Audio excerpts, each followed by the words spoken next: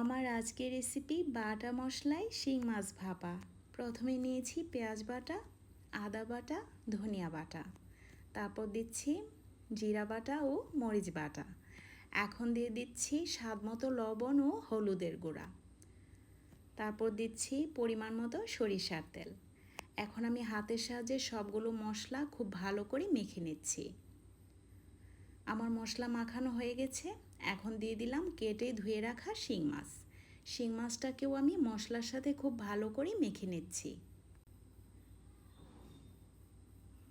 তারপর দিয়ে দিচ্ছি ঝোলের জন্য অল্প পরিমাণে পানি।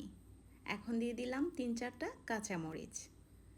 এখন ঢাকনা দিয়ে ঢেকে আমি 10 মিনিটের মতো মেরিনেট করে নিয়েছি। তারপর একটা পাতিলে পানি দিয়ে আমি শিং মাছটা ভাপ দিয়ে নিচ্ছি। আমি ঢাকনা দিয়ে ঢেকে 25 থেকে 30 মিনিট পর্যন্ত ভাপ দিয়ে নেব।